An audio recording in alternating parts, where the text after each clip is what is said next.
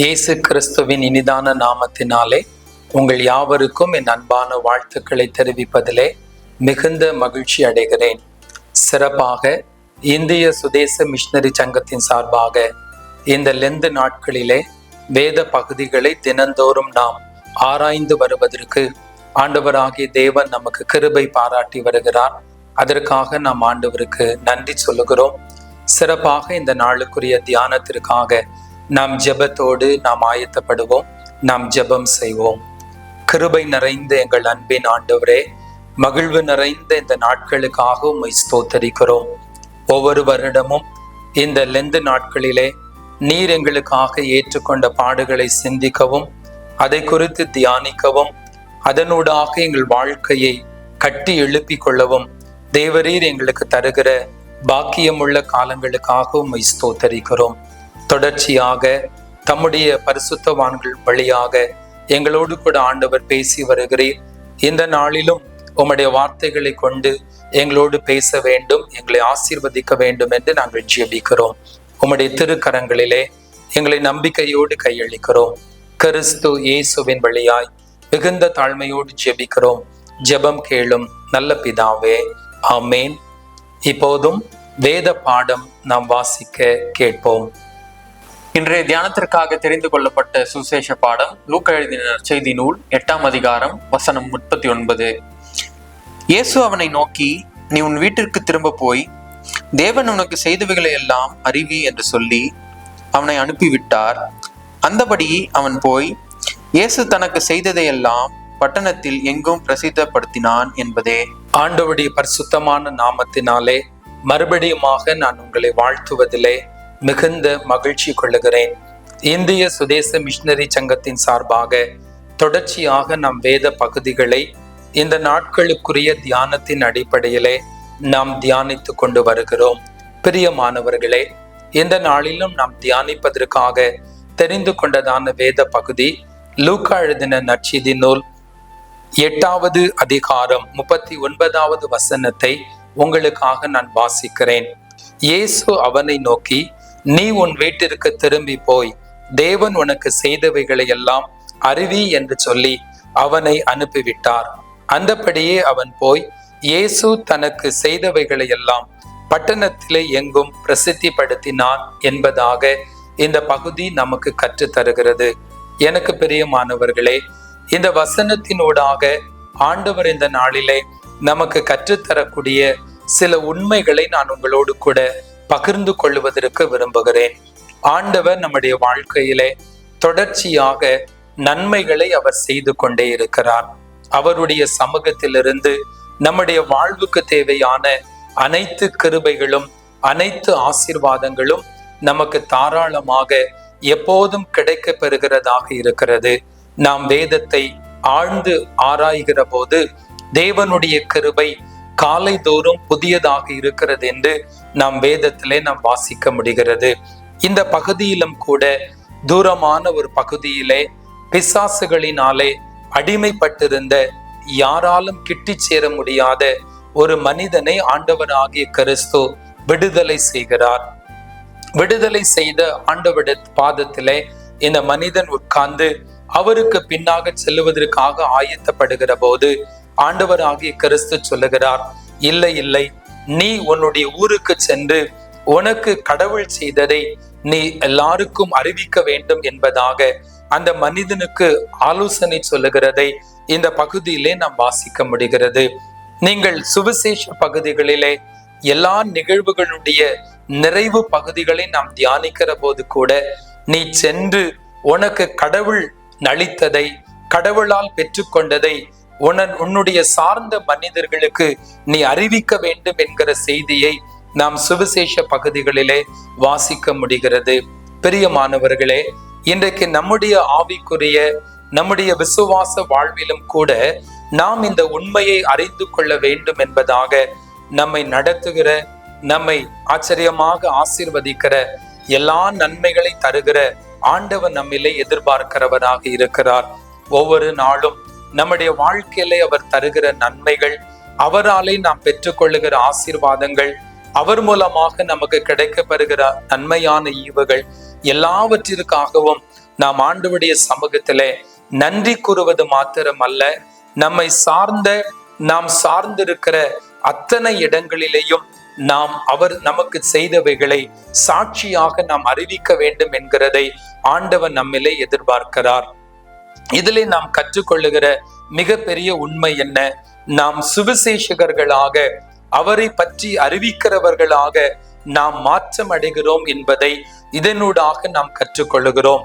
மத்தேயு 28 கடைசி பகுதியிலே கூட ஆண்டவர் சொல்லுகிற போது தம்முடைய சீடர்களிடத்திலே சொல்லுகிறார், நீங்கள் உலகம் எங்கும் போய் உங்களுக்கு சொல்லப்பட்டவைகளை, நீங்கள் கற்றுக்கொண்டவைகளை நீங்கள் போய் அறிவியுங்கள் என்பதாக நாம் வாசிக்க முடிகிறது.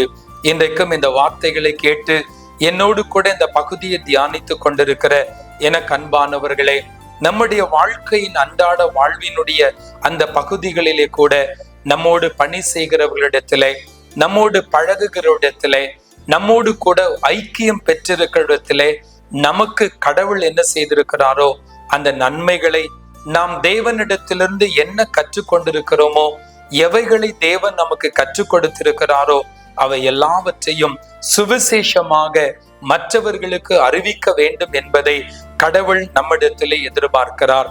இந்த வார்த்தைகளை கொஞ்சம் கவனித்து பாருங்கள். இயேசு தனக்கு செய்தவைகளை எல்லாம் பட்டணத்தில் எங்கும் போய் பிரசித்தி படுத்தினான் என்பதாக இந்த பகுதி சொல்லுகிறது. தனக்கு தெரிந்த, தன்னால் ஒருவேளை சுகம் பெற்ற எல்லா நிகழ்வுகளையும் இந்த மனிதன் மகிழ்ச்சியோடு கூட போய் பகிர்ந்திருப்பான். யோவான் 4 கூட நாம் வாசிக்க முடிகிறது.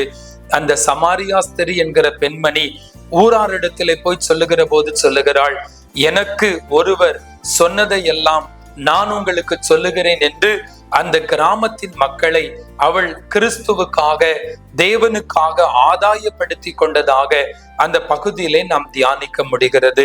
பிரியமானவர்களே, ஒருவேளை நாம் ஒரு மிஷனரியாகவோ அல்லது ஒரு சுவிசேஷகனாகவோ அல்லது ஒரு போதகனாகவோ நாம் பணியாற்ற முடியாவிட்டாலும் நம்முடைய வாழ்க்கையினுடைய அன்றாட பகுதிகளிலே, நம்முடைய தேவைகளிலே, நம்முடைய எதிர்பார்ப்புகளிலே, நம்முடைய வாழ்க்கையிலே கடவுள் செய்கிற அத்தனை நன்மைகளையும் நம்மோடு கூட வாழுகிற மனிதர்களோடு கூட நாம் பகிர்ந்து கொள்ள இயலும் என்பதை நாம் இந்த சாயங்கால பொழுதிலே நாம் சிந்திப்பதற்காக நாம் ஆயத்தப்படுகிறோம்.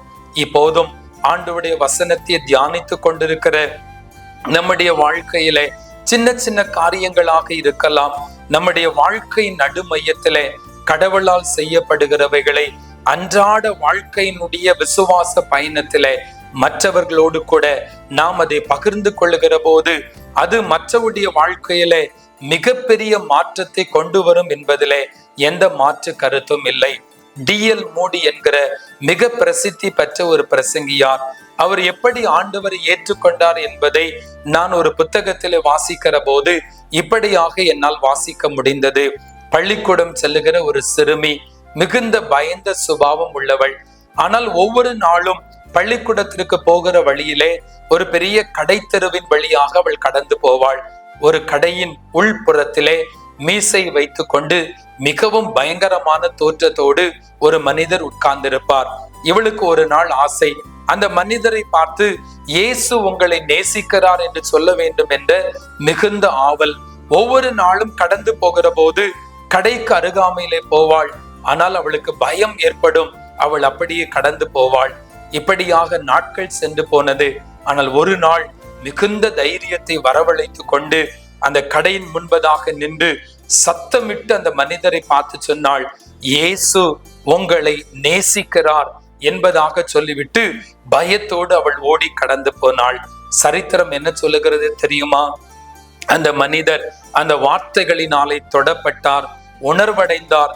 பிற்காலங்களிலே மிக பிரசித்தி பெற்ற அநேக ஆத்துமாக்களை அறுவடையாக்கக்கூடிய ஒரு மனிதராக அவர் மாற்றப்பட்டார் என்பதை நாம் அறிந்து கொள்ள முடிகிறது.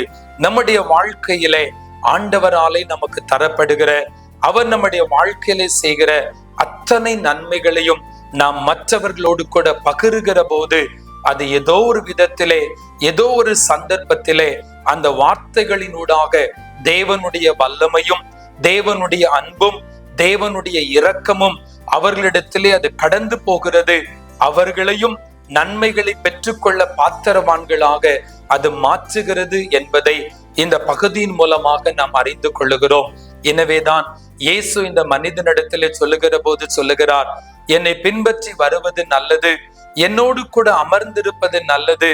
ஆனால் அதை பார்க்கிலும் உனக்கு கடவுள் செய்ததை உன்னுடைய சார்ந்த மனிதர்களுக்கும் நீ வசிக்கிற பட்டணத்தின் மனிதர்களுக்கும் நீ போய் பகிர்ந்து கொள் என்று அந்த மனிதனை ஒரு நல்ல சுவிசேஷகனாக அவர் அனுப்பி விடுகிறார். நாமும் இன்றைக்கு ஒரு தீர்மானம் எடுப்போம். நம்மோடு கூட பேருந்திலே பயணம் செய்கிறவர்களோடு கூட, நம்மோடு அலுவலகத்திலே பணியாற்றுகிறவர்களோடு கூட, நம்மோடு கூட பல்வேறு சமயங்களிலே நம்மோடு தொடர்பு கொள்ளுகிறவர்களோடு கூட நம்முடைய வாழ்க்கையிலே கடவுள் நமக்கு தந்து கொண்டிருக்கிற நாம் பெற்று கொண்டிருக்கிற அத்தனை நன்மைகளையும் மகிழ்ச்சியோடு மிகுந்த அந்த சந்தோஷத்தோடு கூட நாம் பகிர்ந்து கொள்ளுவோம். நிச்சயமாக ஒரு நாளிலே அதற்குரிய நிறைவான பலனை நாம் பெற்றுக்கொள்வோம் என்பதிலே எந்த சந்தேகமும் இல்லை. இந்த நம்பிக்கையின் அனுபவத்தோடு, இந்த விசுவாசத்தின் அனுபவத்தோடு நம்முடைய விசுவாச பயணத்தை நாம் தொடருவோம். கடவுள் நிச்சயமாக நம்முடைய வாழ்க்கையினூடாக மிகப்பெரிய காரியங்களை கடவுள் நமக்கு செய்வார். நாம் ஜெபிக்கலாம். இரக்கம் நிறைந்த ஆண்டவரே, மகிழ்வு நிறைந்த இந்த நேரத்துக்காக மீண்டுமாக தமக்கு நன்றி சொல்லுகிறோம். ஒவ்வொரு முறையும் உம்முடைய வார்த்தைகளை தியானிக்கிற போதெல்லாம் அவைகளின் ஊடாக நாங்கள் கற்றுக்கொள்ளுகிற மேன்மை நிறைந்த அனுபவங்களுக்காக உம்மை நாங்கள் ஸ்தோத்தரிக்கிறோம். அப்பா, என்னுடைய வார்த்தைகள் ஆவியாயும் ஜீவனாயும் இருக்கிறது என்று யோவான் 6:63 நாங்கள் தியானிக்கிறோமே. ஆண்டவரே, உம்முடைய வார்த்தைகளை நாங்கள் தியானிக்கிற போதெல்லாம் எங்களுடைய வாழ்க்கையில புதிய அனுபவங்களை தருகிறீர். இந்த நாளிலும் நாங்கள் பெற்றுக்கொண்டிருக்கிற நன்மைகளை ஒவ்வொரு நாளும் எங்கள் அன்றாட வாழ்க்கையில எங்களோடு கூட வாழுகிற மனிதர்களோடு பகிர்ந்து கொள்ளுகிற நல்ல சுவிசேஷகர்களாக எங்களை ஆண்டவர் அனுப்ப விரும்புகிறீர் என்பதை நாங்கள் கற்றுக்கொண்டோம். இந்த அனுபவங்களிலே நாங்கள் இன்னும் பெருகத்தக்கதாக, நாங்கள் அனுபவமாக்கி கொள்ளத்தக்கதாக தேவரீர் எங்கள் ஒவ்வொருவருக்கும் நீர் உதவி செய்ய வேண்டும் என்று நாங்கள் ஜெபிக்கிறோம்ப்பா. இந்த வார்த்தைகளை கேட்டு என்னோடு கூட ஜெபித்து கொண்டிருக்கிற ஒவ்வொருவரையும் ஆண்டவர் தனித்தனியாக குடும்பமாக நீ சந்திக்கவும் ஆசீர்வதிக்கவும் உம்முடைய பிள்ளைகளை பலப்படுத்தவும் செய்கிறதற்காக நாங்கள் உம்மை ஸ்தோத்தரிக்கிறோம். அப்பா, உம்முடைய கிருபை, உம்முடைய சமாதானம் உம்முடைய பிள்ளைகளோடு கூட தங்கட்டும். உம்முடைய திருக்கரங்களிலே மிகுந்த நம்பிக்கையோடு எங்களை கையளிக்கிறோம். கிறிஸ்து இயேசுவின் வழியாய் மிகுந்த தாழ்மையோடு ஜெபிக்கிறோம். ஜெபம் கேளும் நல்ல பிதாவே, ஆமேன்.